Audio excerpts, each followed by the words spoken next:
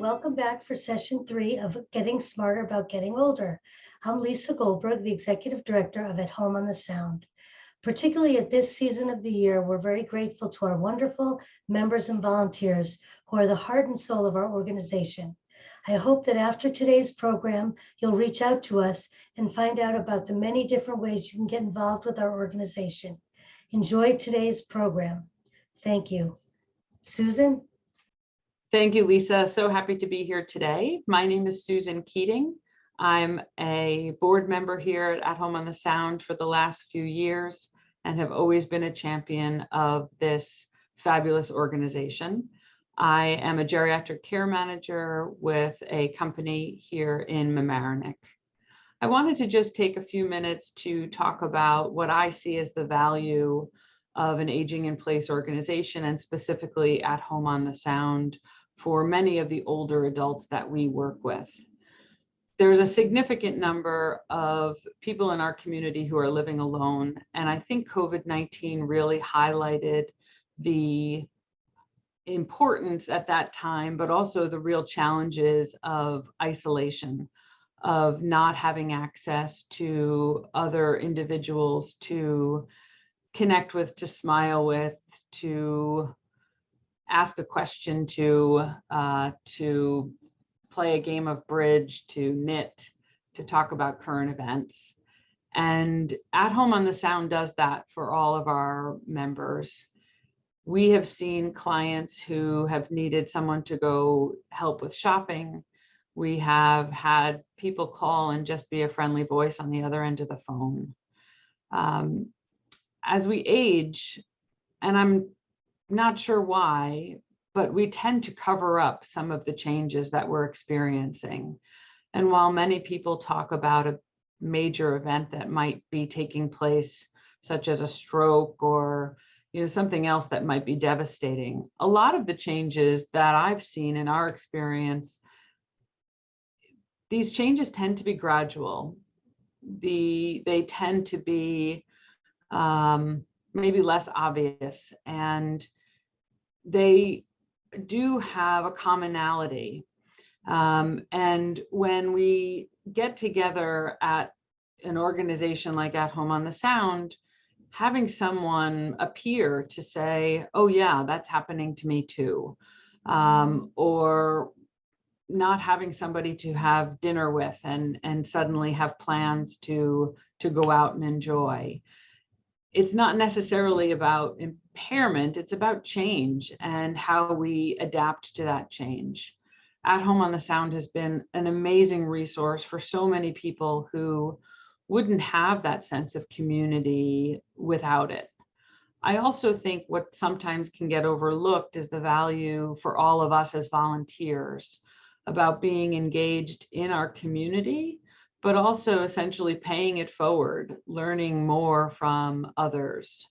And I just wanted to give kind of a shout out to everyone who's been involved in this amazing program in helping us all to be getting smarter about getting older.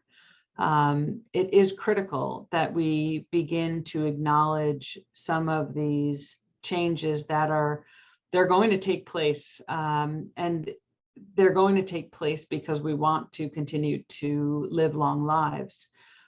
So how we adapt and how we make these changes in our lives to accommodate for these changes, I think really is critical. And I think the value of At Home on the Sound is really crucial socially, and also from a resources perspective when things are changing in a way that we're not really sure where to turn. So with that, I wanted to take a moment to introduce Simon Marlowe, the champion of this amazing program, and wish everybody well. Thank you, Susan. At Home on the Sound is based on that concept of neighbor helping neighbor. We're a community of adults who will eagerly share our optimism, our skills, beliefs, and experience to help make a better life for you and to joyfully navigate the very next steps in your lives. This Getting Smarter About Getting Older series has been one of suggestions, perspectives, and provocations. Our goal here is to help you start conversations with your partners, your loved ones, your adult children, and your friends. This evening, I'm delighted to introduce Roni Lang, perhaps one of the most accomplished gerontologist social workers on the Eastern Seaboard. Highly credentialed, she has a very well-deserved reputation for understanding complex issues and successfully coaching and encouraging patients to move forward with the issues and challenges they encounter in aging. She leads the Family Caregiver Support Program at Greenwich Hospital and teaches classes on adult development and aging at UConn. She's a joy to listen to. Hello, Simon. Hello, Lisa. And hello to all of you out there by Zoom. And I'm so happy to be here today and included in this series on getting smarter about getting older. You've already heard from Dr. Waldinger and from Rabbi Geller. And following in these two footsteps of these two giants in the field of aging well, and getting smarter at leading a long life is it's a big challenge, but I'm glad that I'm here. I'm a therapist in the Department of Psychiatry at Greenwich Hospital, and I also teach aging at UConn. I teach a variety of classes at UConn, different each semester. And every time I teach a class on aging, I always start with Dr. Waldinger's talk, TED Talk about aging, because it's so good. And I hope it leaves students with a positive feeling about aging. Because one of the things they tell me is they are afraid of growing older. And so here I am in my office talking to you virtually. I have to tell the truth to Simon. Simon, when I sent my bio to you, I said I had 40 years as a social worker. The truth is I completed my master's in 1971, and it's 2021. So it is 50 years as a social worker, but I carved off 10 years out of my age. So that's kind of weird because I am supposedly in the field of aging, and yet maybe I thought I wanted to be a little bit younger. So I'm here to follow in Dr. Waldinger's comments about the importance of human connection. We're not going to be talking about diet or weight-bearing exercise or vitamin supplements. We're going to be talking about the human aspects, who to connect with, how to do it, and how to move forward with this aging process that is gifted to us in that we have added 30 years to the life expectancy. In reading the bios of the other presenter, I realize I am the oldest member of this panel, and yet awareness of aging can elude us for a very long time. And as someone posted on Facebook recently, it's weird being the same age as old people. I am one of all of you. Some of you may be even younger than I am. But here we are, all trying to build the best life we can at this age. And in some ways, better than when we were younger. So first, we have to accept that we are getting older, that that's part of life too, and that it's a gift. It's not a hindrance. And the question came up, is this the right image for getting smarter about being older? It says growing older is not for sissies, but how many of us men will look this buff, or women, if you had an equal picture, look as terrific? And is it fair to make this the image for healthy, smarter, successful aging? And it was interesting because Dr. Waldinger showed a picture of a man who was showing off his new Calvin Klein underwear. And he brought up the same image, the same issue, that we sometimes have this glorious image of what successful aging is. And this is what I tell students. You are a younger version of your older self. I want them to know that inside them is an older person, just like inside this older woman is a younger person. And it's important to accept that part of life for us to go on and enjoy it. And we need an attitude adjustment about aging. That's where it has to start. And look, I'm not going to deny that there are challenges in growing older. There's illness. Some of it is beyond our control, and some of it is unfair and vexing and confusing. but there are plenty of things we can do to make a good life. So what I want to look at now is, who fears aging more, men or women? Well, what do men fear? And this was from a study on fears of aging. Men fear loss of power, loss of sexual drive, loss of hair, loss of job illness, having to care for a spouse, Alzheimer's disease. They worry about money. And in Japan, men fear smelling like an old man, whatever that smells like. And what do women fear? Health problems, losing their youthful appearance, not having enough money, being alone, loss of emotional wellness, being viewed as old, and most importantly, fear of being invisible. Older women sometimes feel like they're invisible. If they go into a nice restaurant, older women often say they're seated in the back near the bathroom. So that's where it starts, our fears of aging, and we have to counter that. But I think that some of our fears of aging come from the awareness of finitude, of our own mortality. And this is one of my favorite cartoons, because the man is reading the obituaries and it says 2 years younger than you, 12 years older than you, 3 years your junior, and your age on the dot. And I think we have to accept the fact that part of our fear of aging means we have to reckon with the fact that we're not going to live forever. But it's interesting because when they do studies about mortality and people's fears of aging, older people are less afraid of dying than younger people. But what they are afraid of is the condition under which they'll die. And so I'm not saying you shouldn't think about dying. You very much, we all should. We should have a will, a financial will. We should have an ethical will, where we talk about what our values are.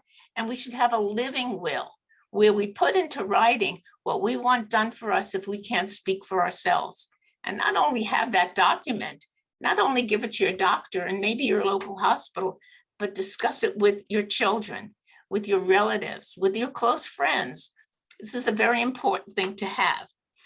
Now, Irwin Yalom wrote a book about the fear of dying, and it was called Staring at the Sun, because he said you can no more think directly about dying than you could look at the sun. We know how the sun burns our eyes. And, so I think that we have to really approach dying, but not stay stuck there. And there's a very old joke that I'm going to share with you, and you'll realize why vaudeville's dead when I tell it. It's about a dying rabbi on his deathbed, but it could be a minister or a priest. And the student says to him, "Rabbi, on your very end of your life, can you tell us what is the meaning of life? I want to know." And the rabbi lifts his head up and he looks at his students and he speaks very weakly. He said, "Life is like a river." And one of the students in the back says, "Rabbi, is that what you can tell us? Life is like a river?" And the rabbi lifts his head again and says, "Okay, so life's not like a river." And somehow that strikes my funny bone, because I think sometimes we want easy answers and none of us have them. So what does it mean to age well? Well, this is from the MacArthur study of healthy aging, and it's the absence of disease, high physical and cognitive functioning, active engagement with life, and social support and involvement with others. So maybe the best advice your doctor could give if you call up and you say you don't feel well is take 2 aspirin and call a friend in the morning.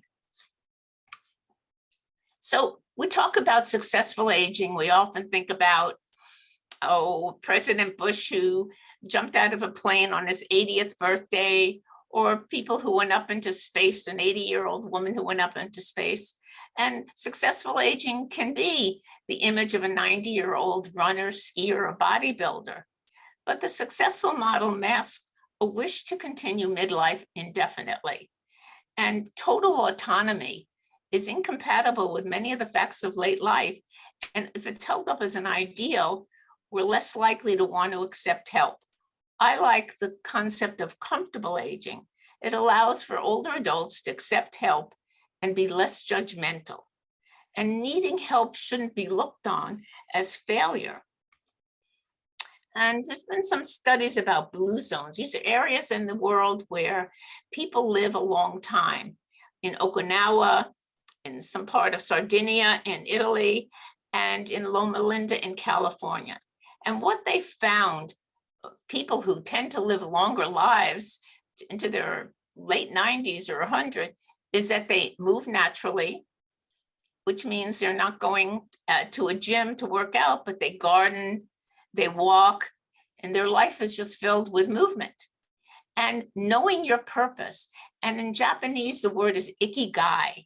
What is the reason you get up in the morning? What is, or your raison d'etre? And for everybody, it could be something different, and it can change. And also it includes time you can kick back and be off duty and not always be on the internet or always working, but being able to take time off. And in the study of adult development that Dr. Waldinger took over, one of the things that he found in the original study was that happy people take all their vacation days. So maybe that's something for all of us to remember. And then the other thing they found is that eat less. Stop eating when you're 80% full, because sometimes it doesn't get to our brain that we've had enough to eat because we eat too fast. Drink only in moderation. Have faith, whether it's in a God, in a traditional faith, or just in the world around you. And the importance of the power of love, staying social, and that's what we're here to really focus on today. And I guess it can be distilled into the 4 M's: move, manage, mingle, and have meaning. So when it talks about having meaning, how do we have meaning? And again, I like cartoons. This one's tickled my funny bone. And the guy says, I want to know the meaning of life. And the guru says, have you tried Googling it? But anyway, what enables you to cope? What keeps you going? And this was a survey that they asked a bunch of older people. And older adults report their relationship with others, family, marriage, friends. 80% said this is it. A positive attitude, optimism, perseverance, loving life, and sense of humor, I would add, keeps you going. And spirituality, and again, whatever that means to you, God's grace, prayer, having some sort of spiritual journey. About 25% indicated that this was something that kept them going. Now, when we look at marriage, we have to look at what are the robust functions of marriage. There's collaboration. And by that, I mean, did you ever see 2 people parking a car in a very tight spot, and the wife says, well, I'll get out and I'll direct you. And the man pulls up and the wife gives him directions to move a little to the right or a little to the left or back up and then go straight in. That's collaboration. Companionship, having a buddy, which is a great thing to have in life. A shared history. You share not only the children you've had, the troubles you went through, but just where you were in terms of history, in terms of musical taste. You have things that you share in common. Physical intimacy, very important through the whole life cycle, and providing mutual support. And here's one I think is very important: spousal affirmation. I chose you and you chose me. It's one of the robust functions of marriage. So how do you sustain a positive marriage? And it's never too late to add some of the advice that you can get from the experts. Treat each other as best friends. Establish new goals or start new projects that interest both of you. Continue your own personal development and practice good communication. More positive comments than negative. I think the tally is 5-1. For any negative comment, if you have 5 positive comments, that's a much better balance in a marriage. Respecting privacy. If you disagree, show no contempt for each other. Be flexible and compromise. Demonstrate affection and love and intimacy. And sometimes my students say they love if they see an older couple holding hands as they cross the street. Somehow it touches them. And learning how to let things go. One of the words of wisdom that I like, I have little stickies in my office. I'll show you some of them that I have on my printer to remind me of some good words of wisdom. And one of the words of wisdom I have is, a wise person knows what to overlook. And I think anybody that's been married or has a long-term relationship, or even with our adult children, we know that we have to understand and know what things we have to let go. And I think as we get older, we get better able to pick our battles. And as we get older, we have lower levels of anger, disgust, belligerence, and whining with age. So these are some of the things that studies show make for a good marriage. But what are the challenges to marriage in later life? And it could be careers, finances, retirement, relocation, changing roles, sexual intimacies, issues with adult children, and of course, illness, caregiving, and loss. However, I don't know if anybody looks at the Sunday Times and reads the vows section. It's one of the Times on Sunday, and they always have to, they feature different marriages, different people have been married. And I love when I can read not the 25-year-old and the 28-year-old, but how about she's 98, he's 94, they met at the gym. Makes you hopeful, makes you realize that you can love again and people can find each other. And here's another couple, they each lost a spouse after 50 years and then they found each other. How wonderful. Now we're going to look at relationships with adult children. And these relationships can be rewarding and enhancing, but also can be challenging. And it's interesting, I gave a talk at the hospital and it was about getting along with grown children, but I spelled it G-R-O-A-N instead of G-R-O-W-N. And I wasn't sure how many people would show up. We had 50 people show up. So, which means a lot of older adults are having some issues with their middle-aged or millennial children. And there's a number of books about this. Walking on Eggshells by Jane Isai, When Parents Hurt, which is a wonderful book by Joshua Coleman. And one of my patients told me that Joshua Coleman has a whole website devoted to what is it like to be estranged from an adult child. And he wrote another book recently, Rules of Estrangement, Why Adult Children Cut Ties and How to Heal the Conflict, with the emphasis on healing the conflict. At best, we'd like to be like this family of four that we see, or the mother and daughter in the upper left corner of this slide. Oh, this is one of my favorite books. It's called You're Wearing That, and it's by Deborah Tannen. And it talks about the impossible verbal battles that people get through or hurt feelings when nobody means any harm. So if the mother says, you're wearing that, it doesn't mean, oh, you're wearing that. It means, why are you wearing that? And why aren't you dressed nicely?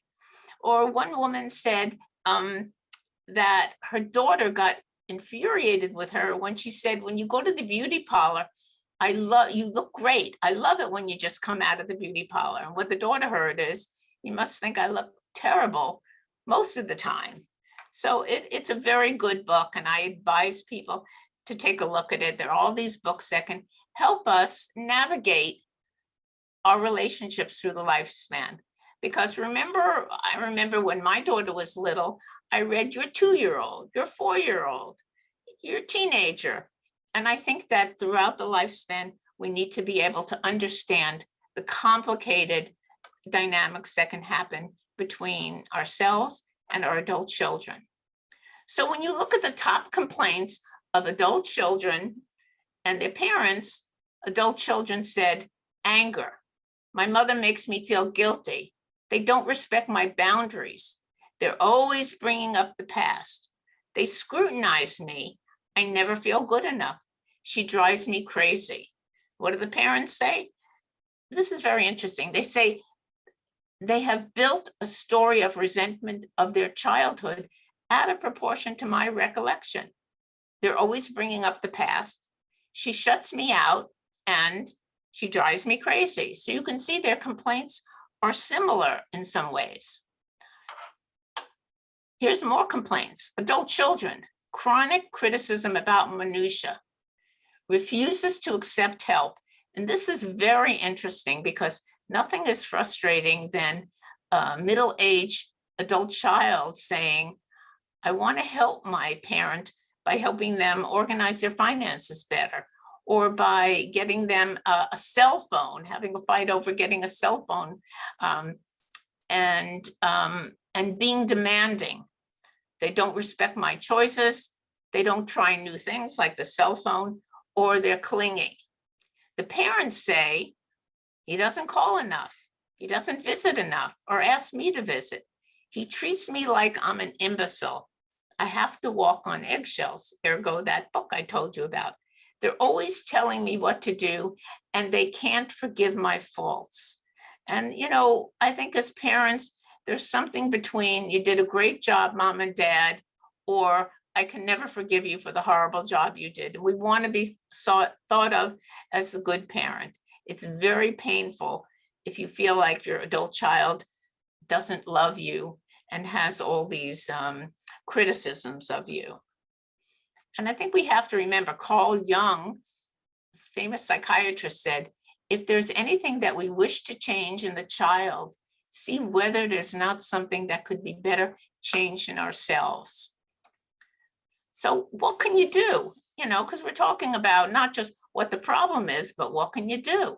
So you have to ask yourself questions such as, how satisfying is my relationship with my adult child? To what extent do I enjoy spending time with them? What interests do I share with my children? And how much do we talk with each other about our concerns? And you have to identify, what are the areas of conflict? To what extent do you now have conflict with your adult children? What are the areas of conflict? To what degree are these conflicts that carry over from childhood or early adulthood? And are conflicts caused by your children's temperament or your own personality? And how have you contributed to the conflict? What can you do? Be honest, communicate openly. Don't be so quick to give your opinion or try to solve your adult children's problem. We certainly know, most of us, that our kids don't always want our opinion. They don't always want our advice, and they don't want us to problem solve for them. And if they do, they might ask us directly. And we have to remember that what most people really need is a good listening to, not a good talking to. So cooperate with adult children when help is needed, accept help graciously, rely on others and let them rely on you. And this permits your adult child to grow to full maturity. And share with your adult child what it means to age. You may even help your adult child to accept their own aging. And I thought at the beginning of the pandemic, I started getting these on my cell phone, these texts from my daughter. Stop working. Don't go to the hospital. Really, you're at that dangerous age. She made me feel like I was 90, and she meant well. And she was thinking, she was helping me, but it felt like so intrusive.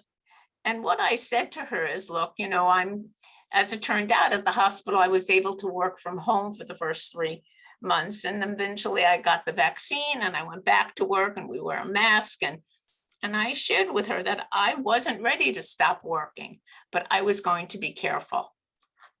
So again, words of wisdom. Without forgiveness, life is governed by an endless cycle of resentment and retaliation. So we really have to be good forgivers in marriage, in friendship, in parenthood. In grandparenthood, well, our grandchildren are perfect, so there's very little to forgive.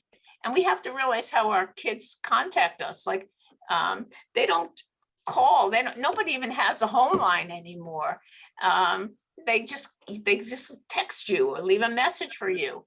And you never know when you're going to speak to them. And a lot of people tell me that their adult children talk to them while they're walking to work or driving to work.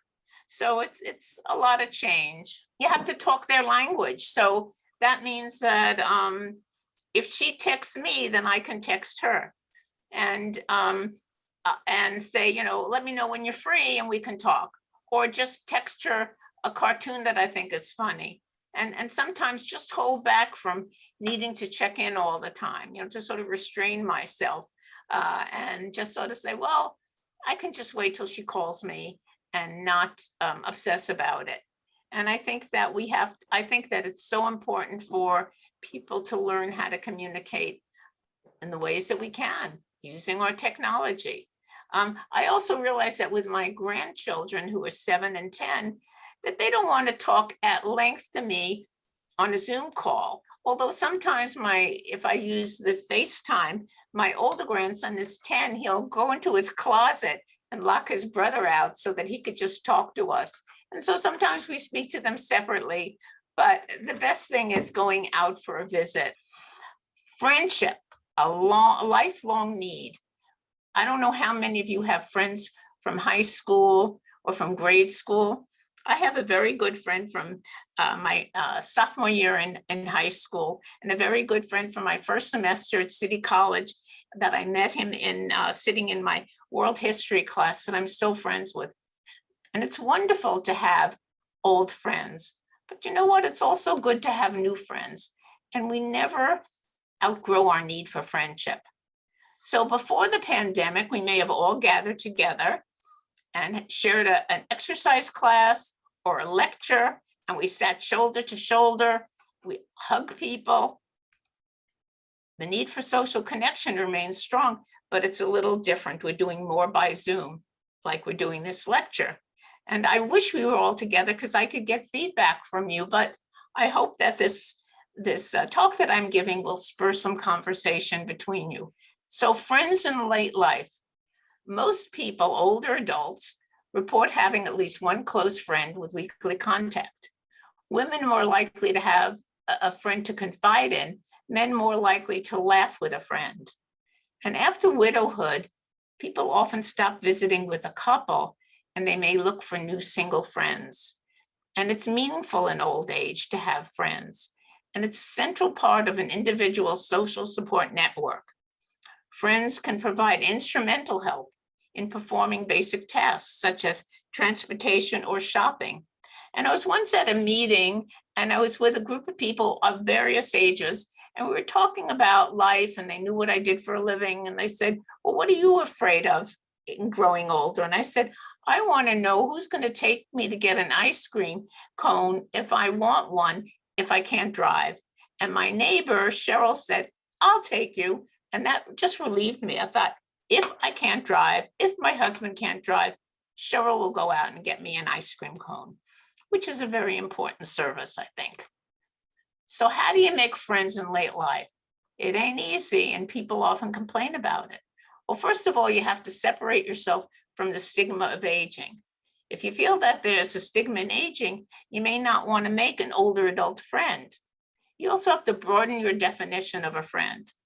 So you can't always replace old friends, but you can make new connections. And one of the things that I've been thinking about is a lot of people who come to me for counseling will come, and the precipitant is their best friend died. And we don't have any rituals. When a husband dies, people will go to the funeral, they will go over and make a visit, a Shiva call, or they'll go make a call, a wake call. But when you lose a friend, there's no formal ceremony, and maybe we have to create one. And I think that one of the things people can do is join a program like At Home in wherever, the village community or another social outlet. Join a book club, strike up a conversation anywhere, and don't just limit yourself to people your own age. And I think one woman told me that she went to jury duty and she decided, even though she was over 70 and she didn't have to go, she was going to go because she had nothing else to do. She went to jury duty, and any of you who've been on jury duty who know that at least the first part of it, you sit all day until they speak to you and they do their voir dire. And she struck up a conversation with this woman when they had a break. They went out for lunch and they became good friends.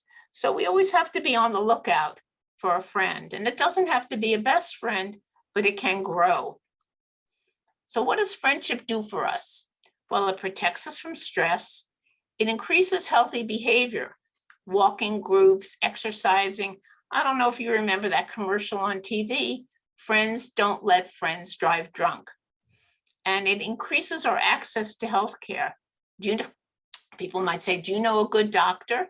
It provides people with good supports. And sometimes it helps us get better and prompter health care. And it can protect from a sense of aloneness. It lowers our risk for depression and alcohol abuse, and it lowers perceived experience of pain. So we know this, and as Simon often says, how do we go from knowing this to moving forward and making a friend? And I think we all have to take these baby steps. You know, my mother used to say when I was like in college and I was thinking, oh, when am I going to meet a nice guy? She would say, well, they're not going to come knocking on your door. You have to go out and be places. And the same thing is true through life. We have to get out. We have to take that step, even a baby step, whether it's to go to a class, take an adult ed class, or go hear a lecture, and reach out and smile at people. And again, it's harder when we wear masks all the time, but that will change. So I guess when it comes down to it, what's the how of happiness? And there are a couple of happiness experts, and here's what they say: expressing gratitude, being able to say 5 things that you're grateful for each day, which may be I got a great parking spot at work, or one time a little thing happened. I had to pick someone up at the mall, and I parked my car and I ran in. I realized I didn't have my mask on. And I walked in and I sort of looked at myself and I put my hand over my face, and I was about to run out and go get my mask. And a woman who I didn't know who she was, she didn't know me, she opened her purse and took out a new fresh mask and gave it to me. I thought that was just a wonderful, it made me feel happy the whole day. And I think we have to avoid overthinking. I have to say that I'm pretty good at ruminating and worrying, but I try to sort of spot that in myself and move away from that. I think we have to practice acts of kindness. Saturday, I think November 13th was National Kindness Day, and you were supposed to practice acts of kindness. When the woman gave me a mask, that was a very kind thing to do. We have to nurture our social relationships. And some of the things that I have found with my patients that I see for counseling is they sort of got off the habit of socializing, and kind of going back into it was kind of scary. They had re-entry anxiety. And so what I suggested is make a list of people that are good friends, or just neighbors, or people that you only know collaterally, and call one up each day and sort of reach out to people. And we have to develop strategies for coping when things can seem pretty crazy and lousy. Take care of your body. You know, when you're feeling in a bad mood, there's a saying that says, move a muscle, change a thought. So if you're ruminating and unhappy, just do some exercise. It can really improve your mood and is as helpful towards one's mental health as some of the medications for depression. Learn to forgive others. Increasing flow experience. And flow is this concept of when you're doing it, you're in the rhythm of it. So that could be painting, it could be playing music, it could be listening to music. It's kind of having those flow experiences. Savor life's joys. You know, eating a coffee ice cream cone, but eating it slowly and enjoying every bit of it can be a way of savoring. Commit to your goals. Practicing your religion or your spiritual grace, whatever that is, and sometimes acting like a happy person. So there've been studies that show that if you tell somebody who's clinically depressed to walk around with a half smile on their face, it seems like a stupid thing, but if you have a half smile on your face, somebody may smile at you and you'll smile back. So sometimes like acting the role of a happy person can actually make you happier. And again, move, manage, mingle, and have meaning, and whatever meaning means to you. And so successful aging doesn't mean you have to live like a monk or train for a marathon, but to develop resiliency skills, making realistic life choices, and clarify your own values. So words of wisdom. And as I said, I have all these little stickies that I keep around. One of them is, everything is obvious once you know the answer. And one of my favorite ones is, ain't necessarily so. So if someone says you can't do this, but you think you can, they may not necessarily be right. And there's another wise saying, who is wise? He who learns from every person. And this is one that my friend's mother told her. And she and I were sort of the good girls in high school and try our best. And her mother would say, you know, Roni, sometimes too good is no good, which means you don't always have to try harder than anybody else. And somehow that resonated with me. But you may have to curate your own list. And just like I like cartoons and I cut out and save cartoons that mean something to me, you should do that for yourself and your words of wisdom. And if we were here together, I would have you share your words of wisdom with me. So this is a word of wisdom from Julia Child. Everything in moderation, including moderation. And she said, as we say in the American Institute of Wine and Food, small helpings, no seconds, a little bit of everything, no snacking, and having a good time. Now, I also like words of wisdom, the WOW formula, to think about what are the WOW moments in your life. And when my daughter was younger, we used to have, on Friday night, I would say, what's your WOW of the week? And sometimes I'll ask my grandchildren that. What's the WOW of the week? Now they live on the West Coast and I live here, but when we're together and it's telling anything that happened that made them feel good, to a good grade on a spelling test, to playing a good game of basketball. And we all have WOWs of the week. And for me, talking to Simon and Lisa and being a part of this is a wow for me. And I really appreciate the opportunity to be on this esteemed panel of people who have spoken to you, Rabbi Geller and Dr. Waldinger, and I'm really happy to be a part of it. And I could see myself joining at Home on the Sound if I lived in Larchmont. Now, if we were together, I would have us all sing this song, Accentuate the Positive. I won't sing for you, but you could all sing along. You got to accentuate the positive, eliminate the negative, latch on to the affirmative, and don't mess with Mr. In Between. You got to spread joy up to the maximum, bring gloom down to the minimum, and have faith, amen, or pandemonium's liable to walk upon the scene. Amen. So with that, I will close this and hope that we have a chance to meet sometime in real life. Thank you. Thank you, Roni. Well, that's it for this year. Thank you so much for joining us. We hope that we've added interesting perspectives and encouraged you to think about getting smarter about these years of the aging process. Thank you, Simon, and thank you for curating this wonderful program. And we thank all of you for joining us. We encourage you to reach out and connect with us at Home on the Sound. We have lots to offer. Wishing you all the best, and we look forward to seeing you in 2022. Thank you.